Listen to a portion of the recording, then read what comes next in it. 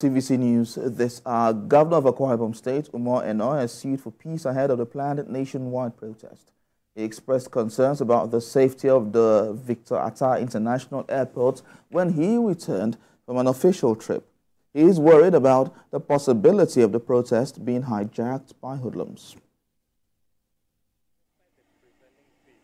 And once government is on that path, which I think is the right path, we want to appeal to the people to let us give peace a chance.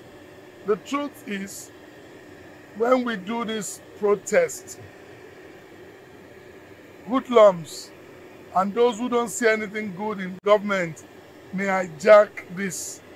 And then we destroy government properties.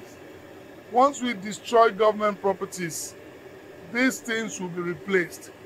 The hunger will deepen. And we must not forget our experience from the NSAS. So I'd like to appeal to the Akwa Ibom people to let us reason together. Our youths and indeed all of us, we're all in this together.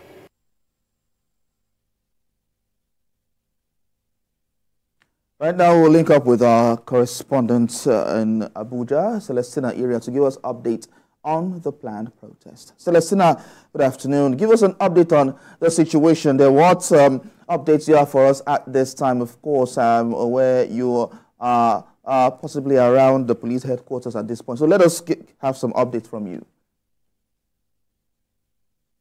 Okay, Theophilus, the IGP is currently briefing police officers, which are members of the tactical commanders and operation commanders, about the upcoming protest and how they should conduct themselves. But of course, we know this is part of their training as police officers, how they should carry out their functions or their duties on the day of the protest. And the message of the IGP remains that it is the right of every Nigerian to protest, but that protest should be peaceful. And today he said that the police should exercise de-escalation, which means force should be the last resort. And also they said that they should not in any way undermine the rule of law when it comes to their carrying out their functions on that very day.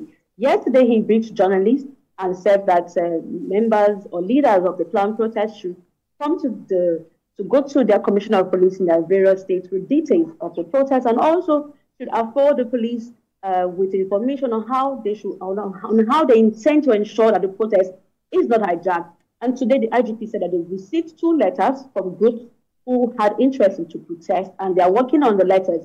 And they will make known how they intend to go about it. But so far, so good. The police acknowledges the right of every Nigerian to protest, but they say that in doing that, they should not violate the right of other citizens. Talk to us about the plans for the deployment of security operatives in different areas, of course, during the proposed protest on August the 1st till the 10th. Well, for the FCT, every state has their points where they converge for their protest. But for Abuja, it is at the Unity Fountain. So it's expected that any protest that will be carried out on that very day will be at the Unity Fountain. But of course, I've seen a copy of a letter that was alleged to have been sent to the minister of the FCT, stating that they were going to use the Eagle Square to carry out the protest.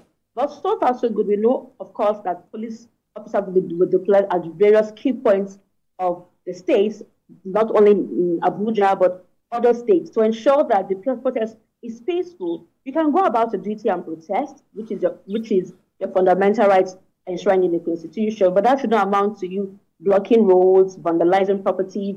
We recall the NSAS protest. That was the example the IGP gave yesterday when he spoke to journalists, that a lot of lessons have been learned from the NSAS protest. People lost their livelihood, a source of livelihood and income, because businesses were, shops were vandalized, police stations were burnt, and they don't want the reoccurrence of such incidents. So it is for the police to go and protest, which is your right, but do so in a very peaceful and orderly manner. All right, so you mentioned the letter that was sent by one of the groups to the FCT minister. Any word from the FCT minister on this development? Theophilus, we're yet to confirm if that letter actually got to the table of the FCT minister, but we only know that it circulated. It was signed by a group who had interest in protesting. So far, we haven't heard from the FCT minister if he had granted their wish for them to use the Eagle Square.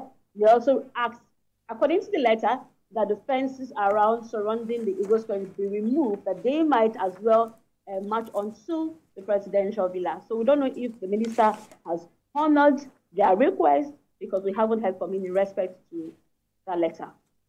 All right, Celestina, thank you so much. We'll be expecting some more updates from you in the coming bulletin. Thank you very much for staying with this story consistently. All right, we'll move on.